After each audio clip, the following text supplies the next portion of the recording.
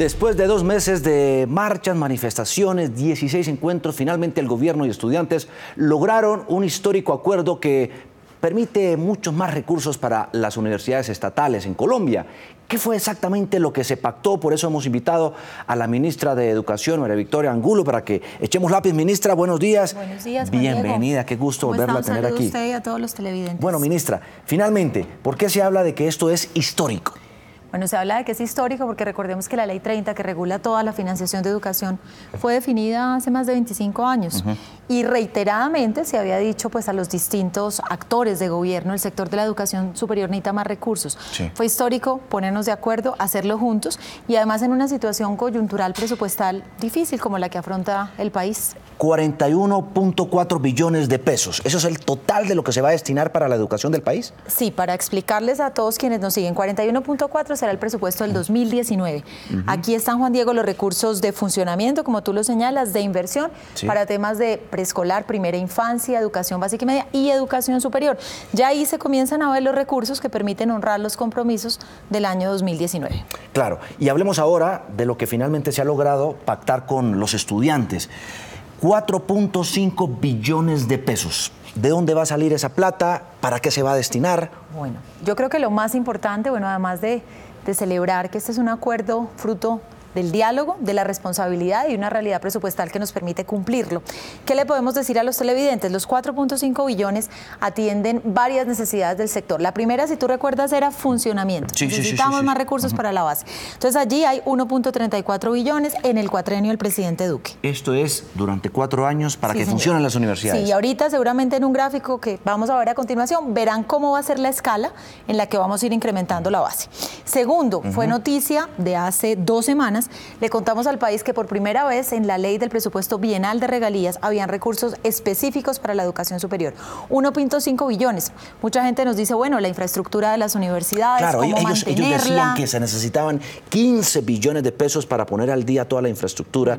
Por tanto, rezago. Claro, y a propósito, si tú ves los 2 rubros que siguen acá, son 1.5 y 1.35, casi 3 billones que pueden ir también a infraestructura. Entonces, yo creo que ha sido no solo un reconocimiento de la realidad de mejorar, sino una realidad de poderlo viabilizar financieramente. ¿Qué aspiramos con lo de regalías? Que también en todas las distintas discusiones que se den en el Congreso para lo que es toda la reforma en torno a regalías, quede para educación superior una fuente. Pero bueno, eso será una discusión de más adelante. 1.35 billones, recuerdan los televidentes que se aludía también que 500.000 millones había de déficit, de deuda, ¿cierto? Sí. Y nos oyeron mucho decir, bueno, en el 2018 no hay los recursos, evidentemente no lo sabía, pero montamos un esquema responsable de pagos de pasivos durante los años 2019, 20 y 21. ¿Por qué valor? 500.000 millones, que hacen parte de los 1.35.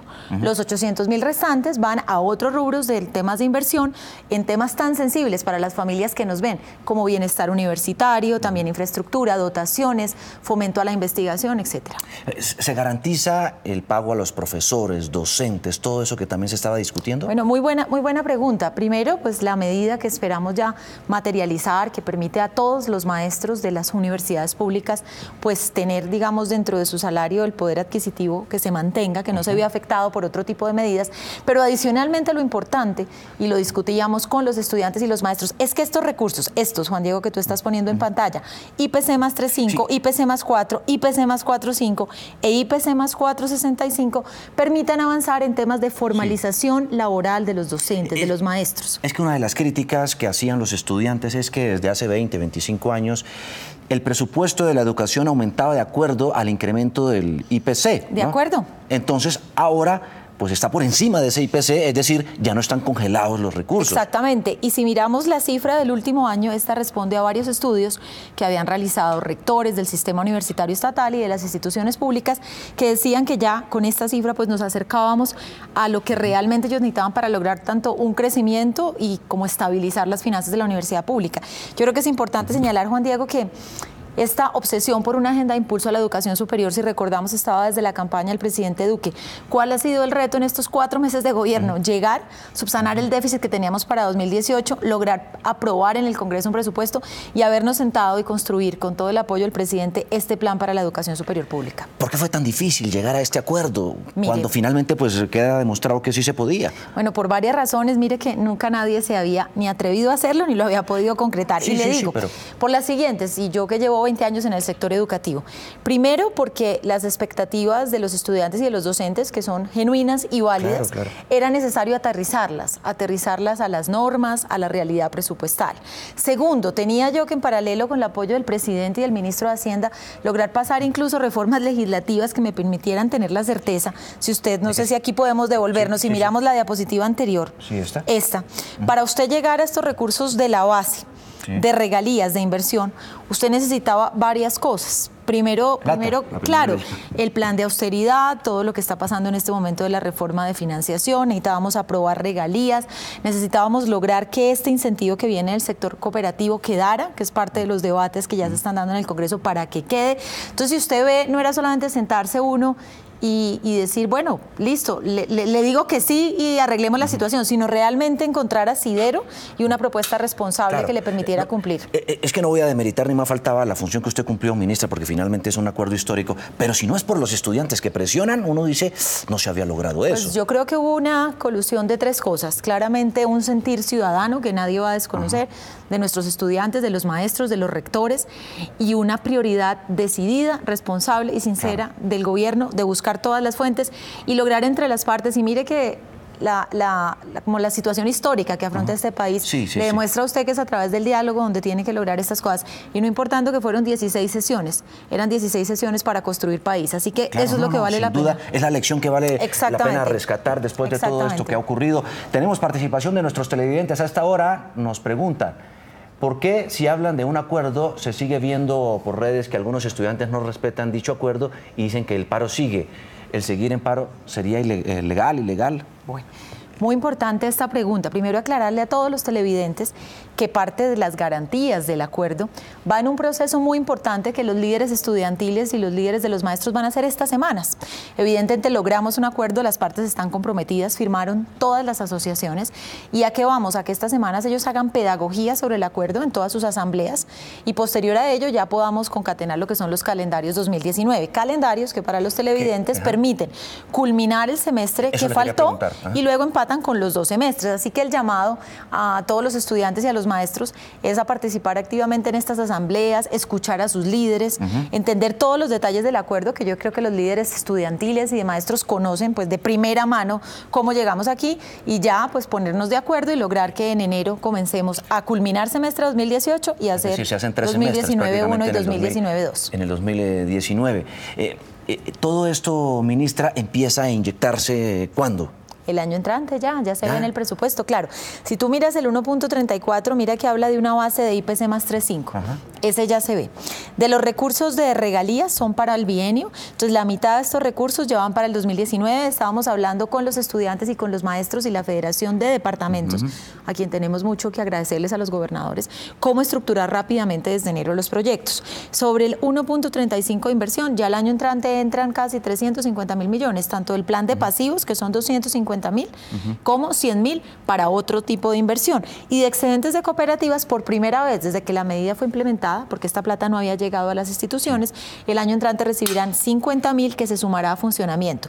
Así que este acuerdo se ve en la práctica ya real a partir del 2019. ¿Por qué se dejaron pasar tantos y tantos años? Yo sé que este gobierno se encontró con este problema, pero esto viene de tiempo atrás. ¿Por qué se dejó tanto la educación en medio de ese rezago? Bueno, mire, por eso un poco lo importante de lo logrado, y le digo tal vez las razones. Primero, esto es una inversión grandísima y tenía que tener un gobierno la real decisión de hacerlo. Usted sabe que todos los sectores sociales demandan inversión y el presidente, pues con toda convicción, ha priorizado este. Segundo, había habido muchas instancias de conversación entre los rectores, entre el gobierno, pero haber unido como las 4 conversaciones era un gran desafío y un gran reto. Y tercero, tenía uno que armonizar fuentes. Definitivamente esto es una gran inversión para el país, pero tenía uno que sumar un poco, un esfuerzo, claro, de los gobernadores, esfuerzo del Congreso, esfuerzo del gobierno nacional, y sobre todo, yo creo que ahora el gran reto, como lo han dicho en distintos medios y distintas conversaciones, es que trabajemos con las universidades y que le mostremos al país que toda esta inversión da resultados, resultados en calidad, en mejor condición de bienestar para los estudiantes y los maestros que están en este momento. ¿Serpi lo paga? ¿Sigue? ¿Normal? Bueno, como lo dijimos en estos micrófonos, la línea de excelencia que se transformó es una línea que permite que los mejores vayan a muy buenas universidades, pero con otras características financieras. Y es una línea, el fuerte del programa Generación E está en dos componentes. Todo esto que hemos expuesto hoy a los televidentes, que es el fortalecimiento de la educación superior pública, y el avance en gratuidad, que como lo dijo el presidente Duque desde la campaña, permitirá que muchos jóvenes que están ingresando a las instituciones públicas del país cuenten con un apoyo de manutención, de costo de matrícula y sobre todo una obsesión de los colombianos, y perdone que me emocione, esto aquí no es solamente más plata. Emociónese todo lo que quiera, ministra. Estamos emocionados con este acuerdo. Esto es realmente más recursos, es realmente ponerle el foco a los estudiantes y los maestros y lograr que todos estos jóvenes que con mucho mérito y sus familias ingresan a la educación superior perseveren, Juan Diego, porque usted sabe las tasas de deserción tan altas que hay en educación superior, y para eso viene el tema de los recursos de avance en gratuidad, sumado a todo esto que le hemos contado a los televidentes. Tenemos otro trino de nuestros televidentes. Edwin Quinto dice, ¿qué ocurre con Generación E?, que es el programa del gobierno del presidente Duque, el cual no está funcionando en algunas universidades que supuestamente deben aplicarlo. Espero beneficio para los estudiantes que iniciarían en el 2019 en el primer semestre, como en la Universidad de Córdoba. Bueno, muchas gracias a Edwin, creo que es el nombre que estoy viendo allí. Estamos haciendo un esfuerzo bien importante con todos los rectores de las públicas para recibir las postulaciones de estudiantes que hayan cumplido con los requisitos. Recordamos a los televidentes, son estudiantes con mérito que han pasado en una institución pública y que tienen una condición socioeconómica menor o igual a 32 puntos del CISBEN.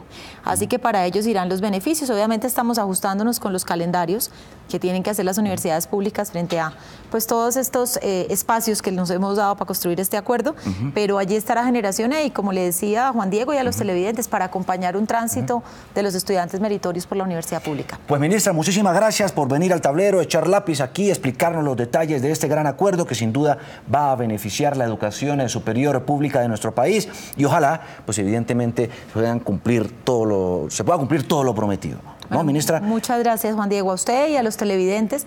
Para cualquier aclaración o mayor información, porque esto de verdad que es una transformación histórica para el país, atentos a todos los detalles en la página del Ministerio y a cuantas comprensiones tengamos que darle al país, porque aquí tenemos que sumarnos todos en este gran pacto por la educación del país. Sin duda alguna, ministra, muchas gracias.